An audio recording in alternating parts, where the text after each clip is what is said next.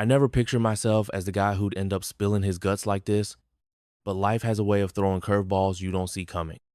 My wife Lisa and I have been married for 8 years that, looking back, feel like a mix of some genuinely good times and a slow descent into whatever mess this is now. We met in college, back when she was all smiles and charm, the kind of girl who could light up a room. I was hooked. We graduated, tied the knot, got decent jobs, bought a house in the suburbs, and had two kids, Ellie, who's 6, and Max, who's 4. They're my world, no question. But Lisa, lately, I don't even know who she is anymore. It started about a year ago, maybe a little more. Things were finnier, at least I thought they were, until these little shifts started creeping in. She'd come home late from work saying she had to finish up a project or meet a deadline. She's a marketing manager, so I figured it made sense. Her job's always been hectic. I'd ask how her day was, and she'd give me this tight-lipped fine before disappearing to take a shower or scroll her phone. That was the first red flag. I gwesh her phone. She used to leave it lying around, no big deal, but then she started keeping it glued to her like it was a state secret.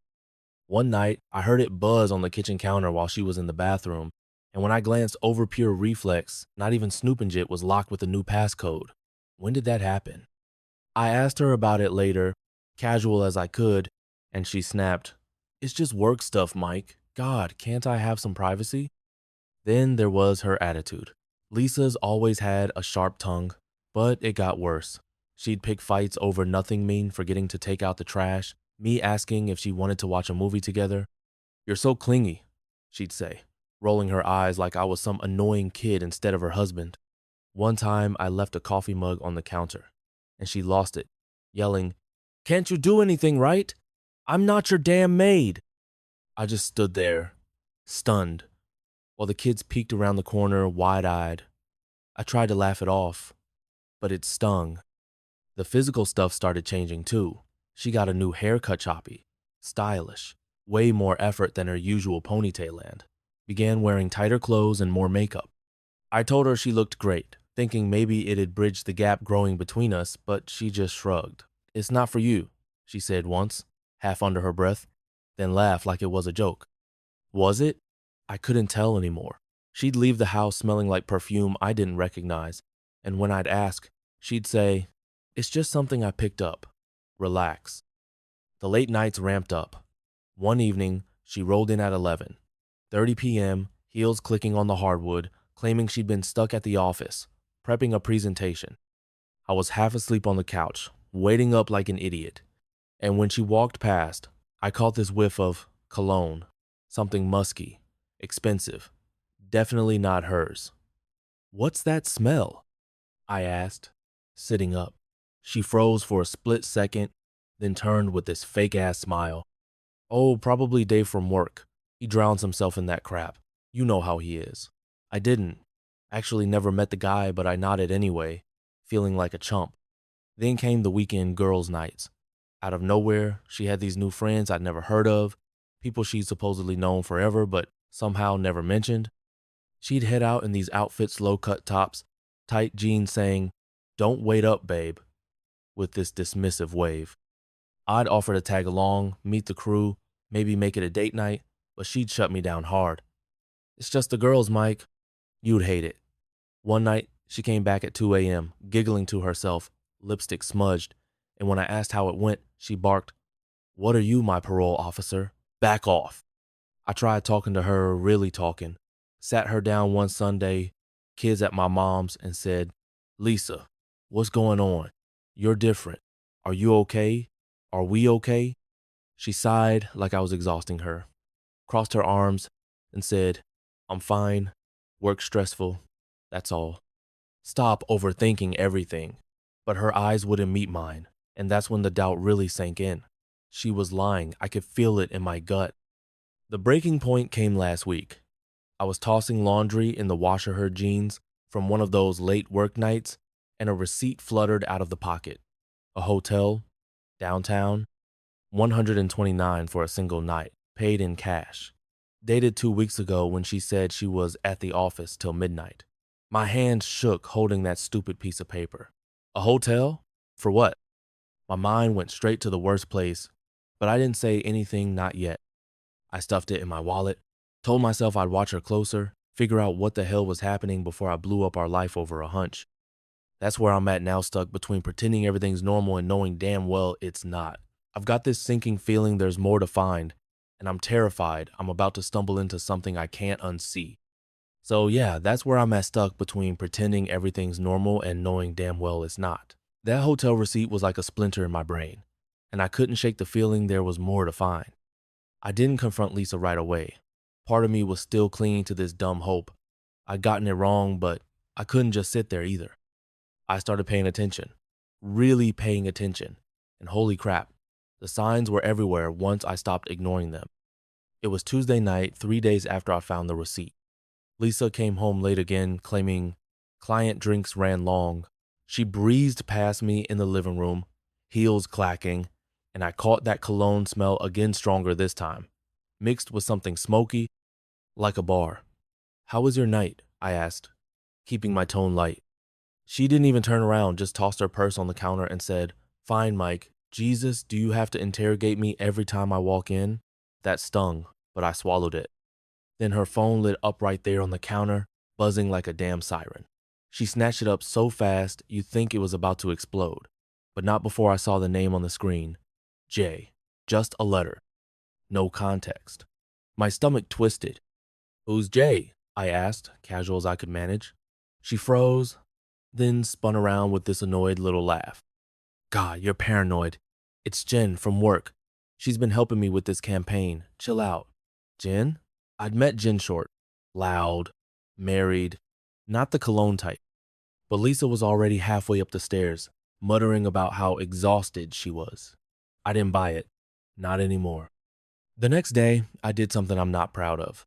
She'd left for work, kids were at school, and I was alone in the house. I went through her stuff. Started with her person-soothing but gum, receipts, and a half-empty pack of cigarettes she'd quit 2 years ago, huh? Then I hit the jackpot. Her laptop, sitting open on the kitchen table because she'd forgotten to log out. I hesitated, felt like a creep, but clicked into her email anyway. Most of it was work junk, but then I saw a thread buried in her archived folder, no subject line, from some random Gmail address, Jath Dude 88. I opened it. It was short, flirty. "Missed you last night. Same time tomorrow? You owe me a drink." The reply from Lisa. "Only if you behave this time. See you at 8.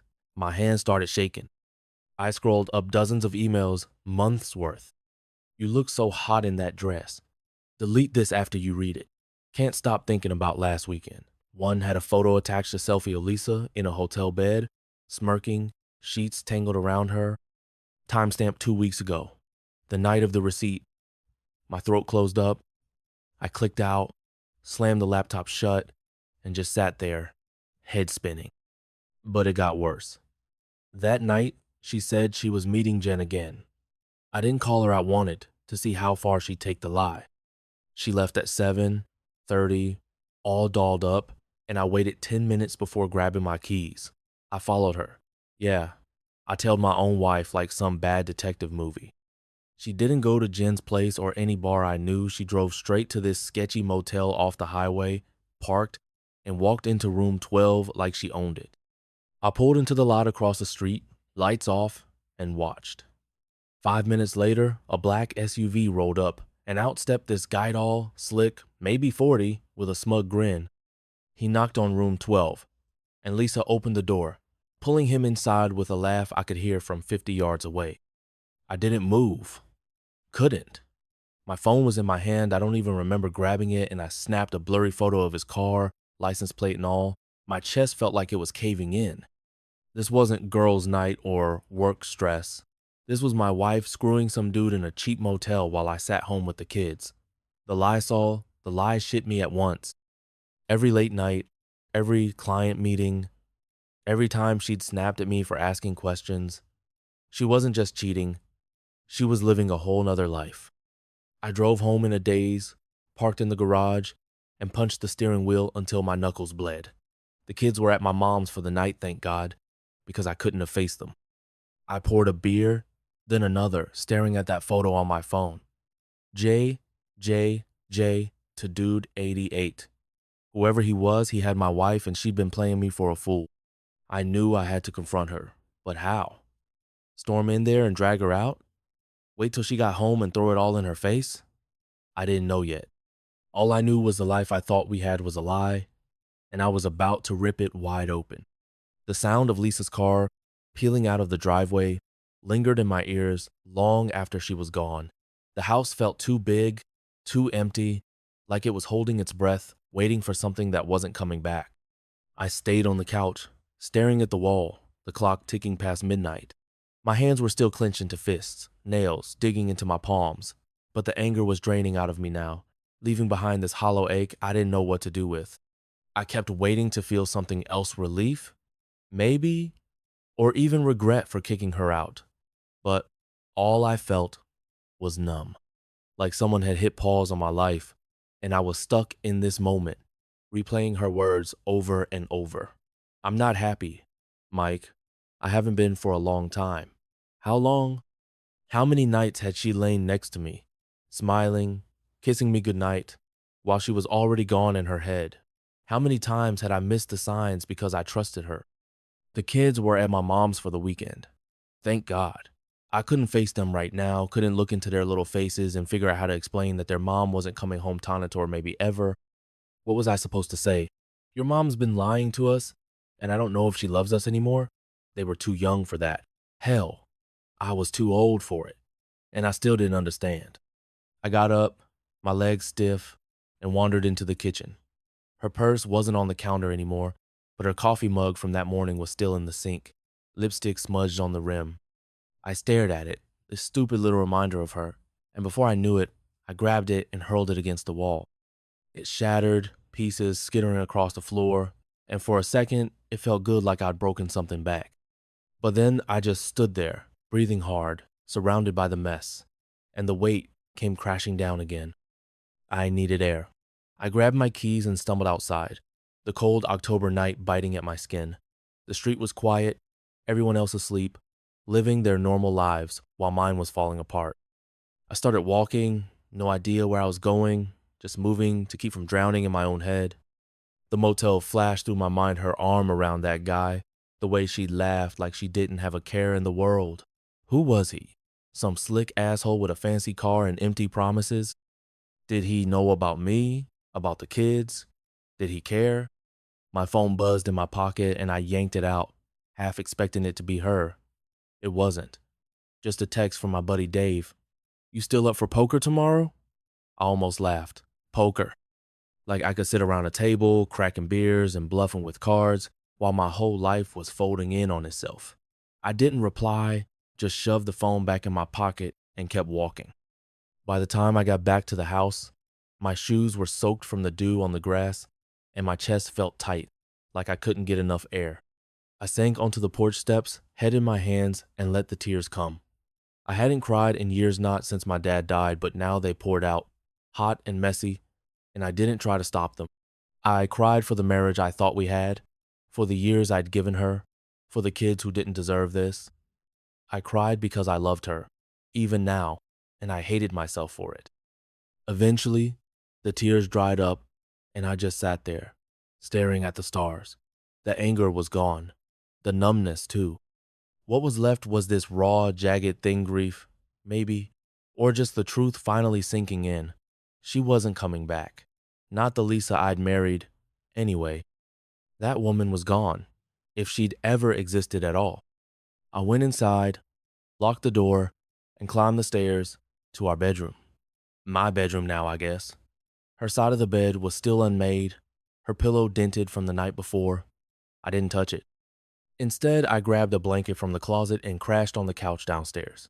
Sleep didn't come easy, but when it did, it was dreamless, a small mercy. The next morning, the sun came up like nothing had happened. The world kept turning, oblivious to the hole in my chest. I made coffee, stepped over the broken mug still scattered on the floor, and sat at the kitchen table with my phone in front of me. I didn't know what came next: divorce papers, therapy, telling the kids, but I knew I couldn't stay stuck here, replaying the fight, wondering what I could have done differently.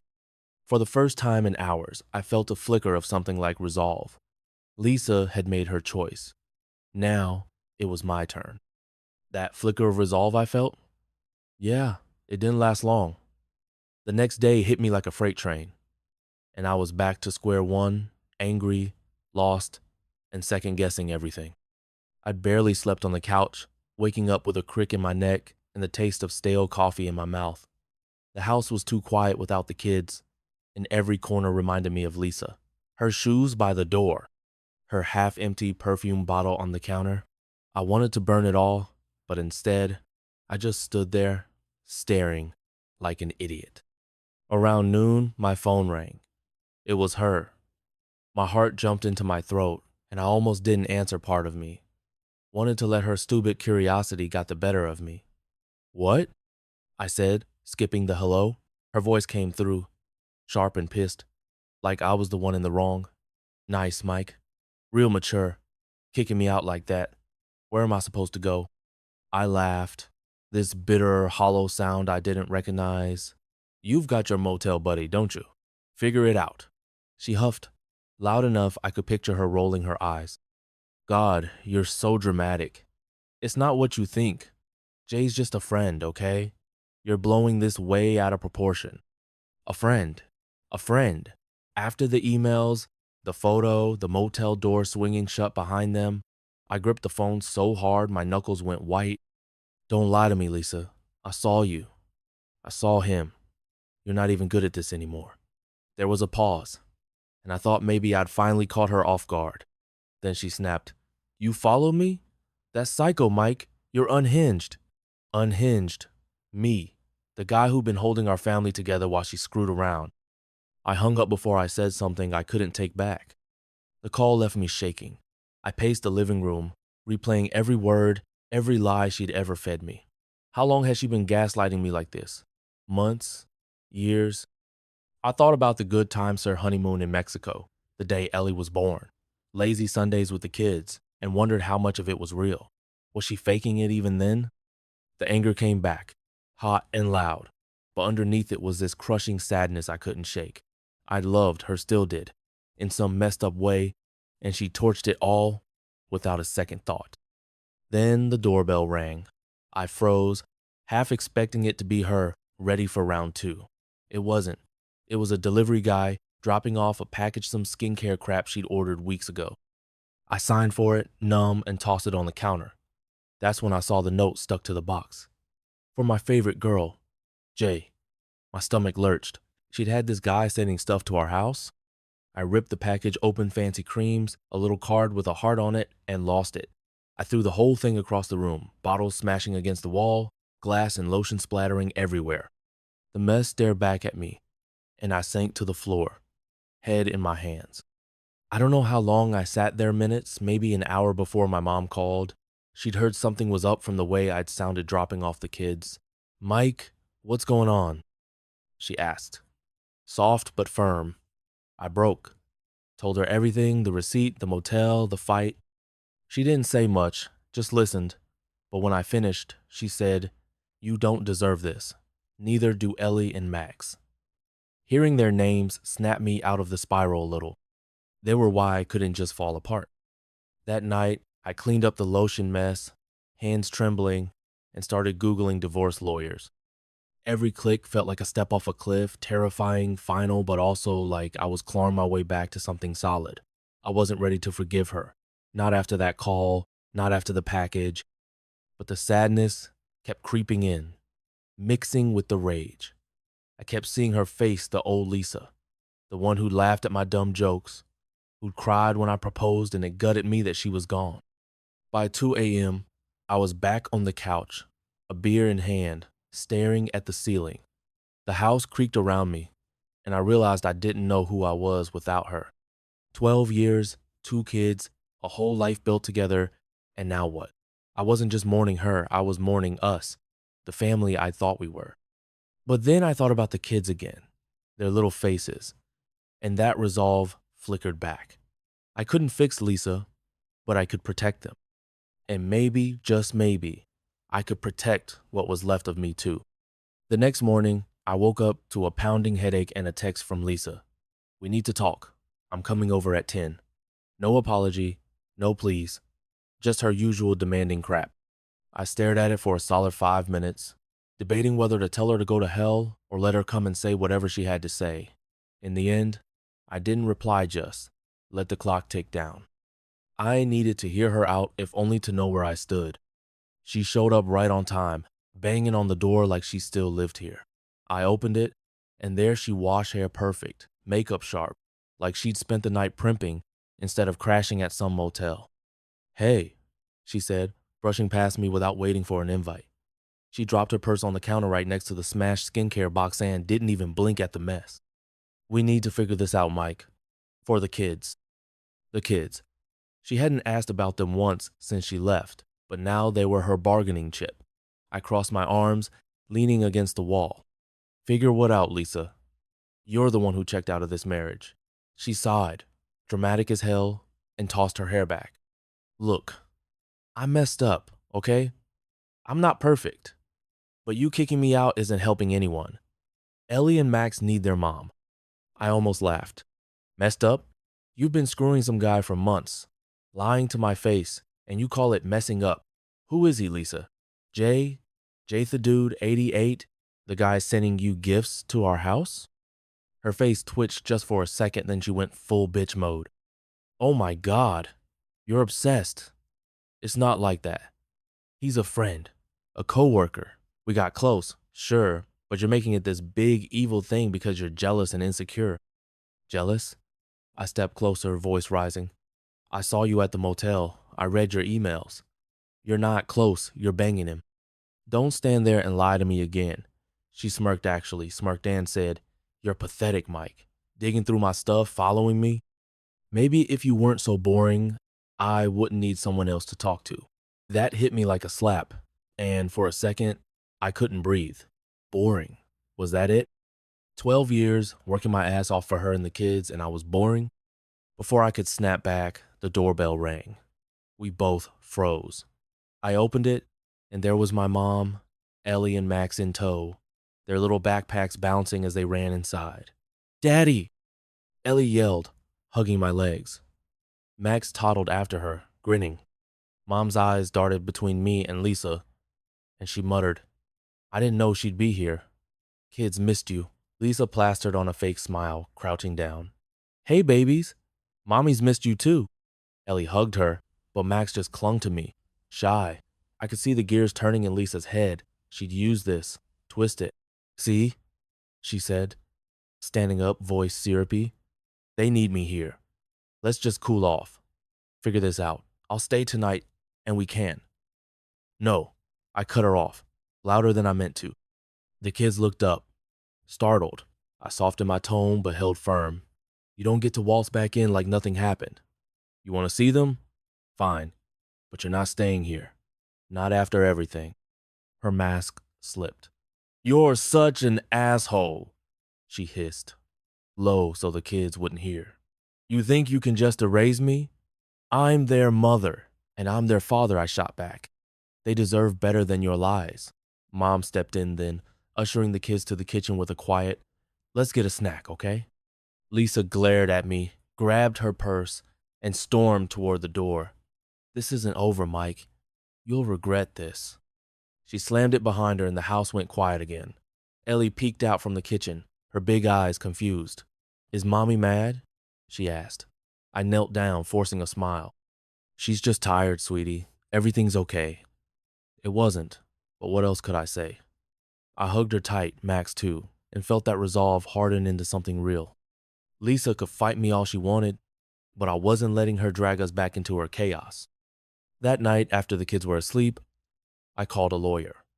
Not just Googling this time, actually dialed the number. Left a voicemail saying I needed a consult ASAP. It felt like jumping off a cliff, but also like I was finally taking control. The sadness was still there, this dull ache that wouldn't quit, but the anger was louder now, pushing me forward. Lisa had made her bed, literally, and I wasn't going to let her ruin me or the kids over it. The lawyer called me back the next morning, 9 a.m. sharp. Some guy named Greg, voice calm and steady. like he'd heard 100 stories like mine. I spilled it all: Lisa's affair, the motel, the emails, her showing up acting like she still owned the place. He didn't flinch, just said, "Sounds like you've got a solid case. Let's meet tomorrow. Get the ball rolling." I hung up feeling weirdly lighter, like I'd offloaded a chunk of the mess onto someone else. But then Ellie came downstairs, rubbing her eyes, and asked, "When's mommy coming home?" And that weight slammed right back into me. I muddled through an answer.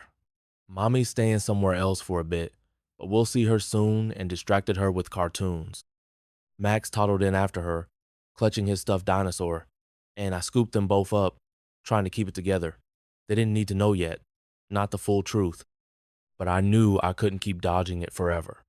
That day, I cleaned the house, threw out Lisa's leftover crap, boxed up her clothes, scrubbed the lotion stains off the wall. It wasn't just tidying, it was erasing her, step by step. By noon, the place looked less like ours and more like mine, and that felt like a win. Then Lisa texted, "I need my stuff. Coming by at 2. Don't be a dick about it." Classic Lisa Zero accountability. All attitude.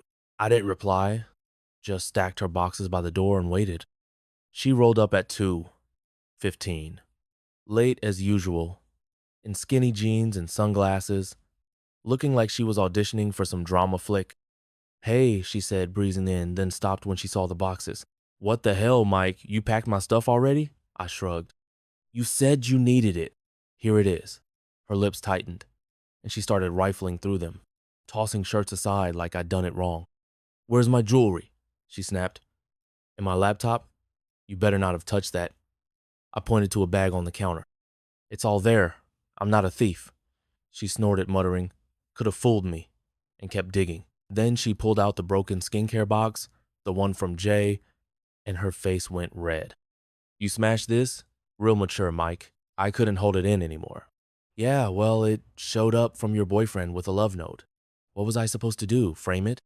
She glared at me, then out of nowhere, started crying. Big dramatic sobs, hands over her face. "You're ruining everything," she choked out. "I made a mistake. Okay? I still love you. We can fix this." I stared at her, stunned. Was this real?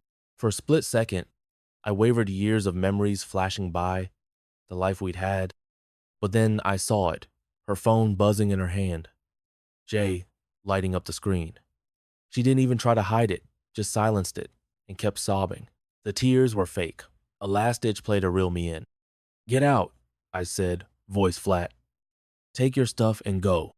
She stopped crying, like flipping a switch, snatched the boxes, and stormed out, yelling, "You'll hear from my lawyer," over her shoulder. The door slammed, and I stood there, heart pounding. That was it. The mask was off for good. She didn't love me. She loved control, and I wasn't giving it to her anymore. I spent the afternoon with the kids, building a blanket fort in the living room. Ellie giggled, Max chewed on a pillow, and for a couple hours, things felt almost normal. But when they napped, I called my mom, told her I was filing for divorce. She didn't say, "I told you so." Just, "I'm proud of you, Mike. You're doing the right thing." That hit me hard proud. I hadn't felt like much to be proud of lately.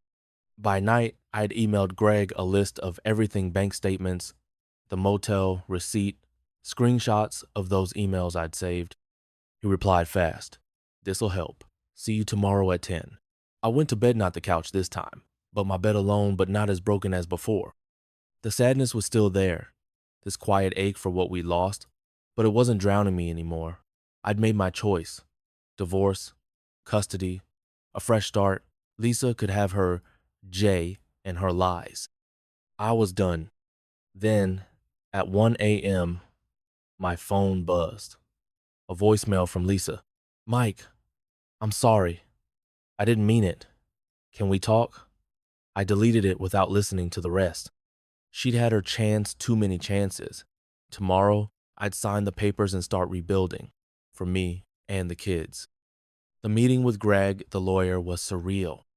I sat in his office at 10 a.m., a stack of papers in front of me, signing my name over and over while he walked me through divorce filing, custody request, asset split.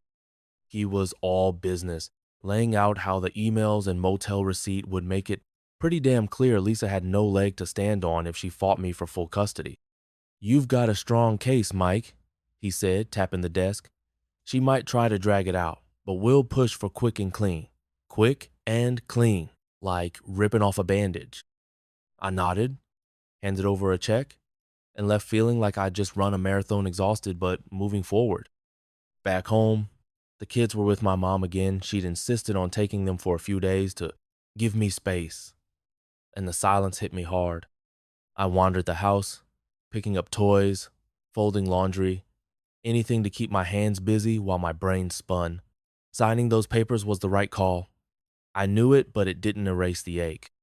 I kept seeing flashes of Lisa from the early days. Her laugh at our first date, the way she danced with Ellie in the kitchen. Where'd that woman go? Had I missed something? Failed her somehow? The doubts gnawed at me, but then I'd remember her smirk, her lies, and the sting sharpened my focus. She'd chosen this, not me. Around 3 p.m., my phone pinged an email from Lisa. Subject, "You're a jerk." I almost deleted it unread, but curiosity won out. "Mike, I can't believe you're doing this. Filing for divorce? Overreacting much? I told you I'm sorry, but you're too stubborn to listen. Jay's nothing, just a fling, and you're throwing away our family over it. I'm staying at his place now, thanks to you kicking me out. Hope you're happy." A fling. Nothing. After months of sneaking around, motel rooms, and that damn skincare package. I laughed out loud, bitter, pissed off laughter because she still thought she could spin this. I didn't reply. What was the point? Then came the curveball. An hour later, my doorbell rang.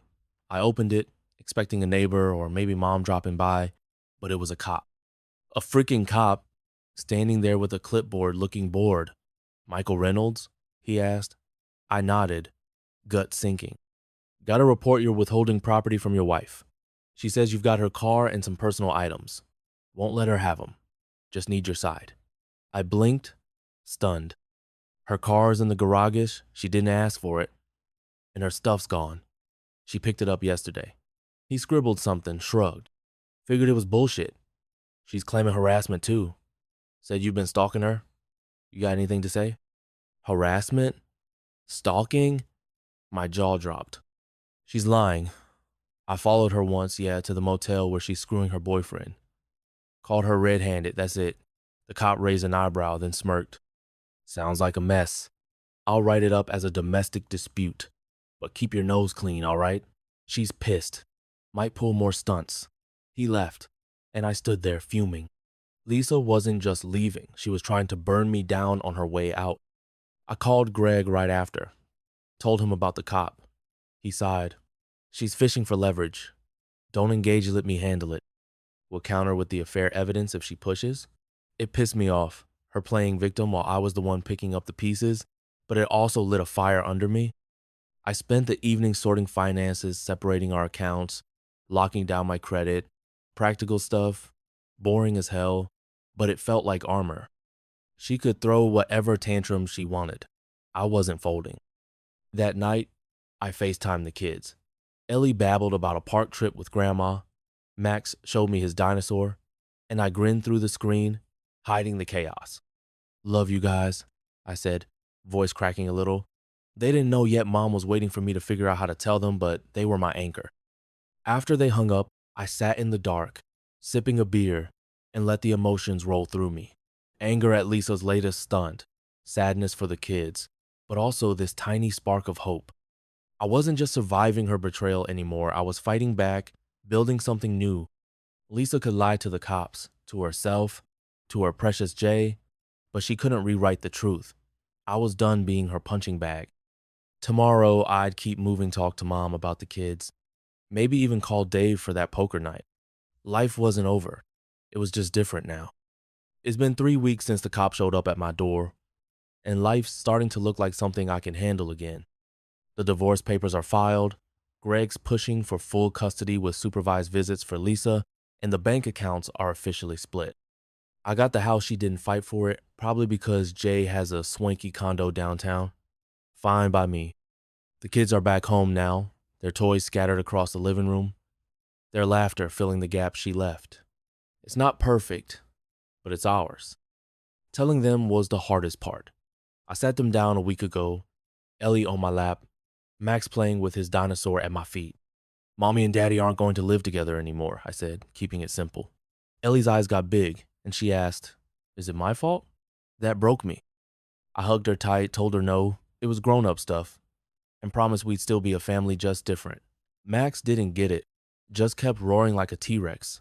But Ellie nodded, quiet. They've seen Lisa twice, since short visits at a park. She's all smiles with them, but I can tell it's an act. They're adjusting, though kids are tougher than you think. Then yesterday, Lisa pulled her final stunt. I got a call from Greg.